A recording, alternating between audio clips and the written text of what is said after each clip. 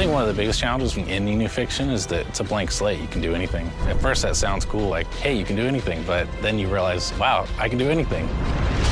And you gotta give yourself rules, you gotta come up with something that makes sense, stuff has to be together, fiction has to not contradict itself. Suddenly you realize that that blank slate's a lot more work than it initially seems it'll be.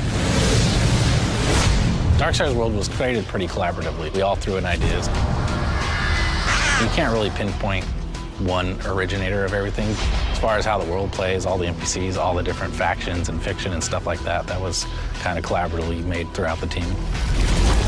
The story of Darksiders is pretty deep, and we haven't actually fully revealed why the apocalypse happened. In a nutshell, you learned that there are forces between heaven and hell that are vying for control of Earth and certain other resources that lie somewhere between the two realms. And the Horsemen are caught up in the middle because they are ultimately the ones who are responsible for beginning and ending worlds. In the first Darksiders, one of the Horsemen, War, gets framed for destroying Earth. There's a conspiracy between heaven and hell.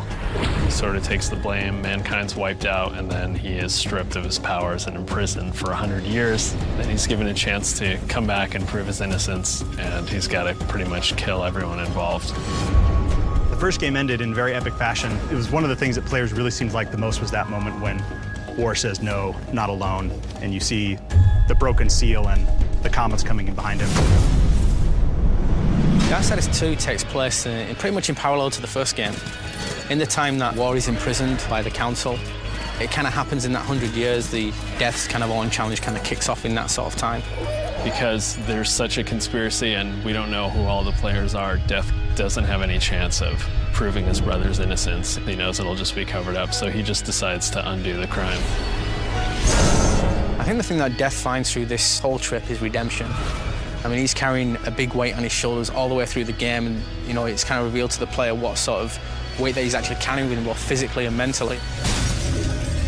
The hardest part was getting it to the point where we knew we were making something special, but once we got there, we were off to the races. We knew it was going to be good.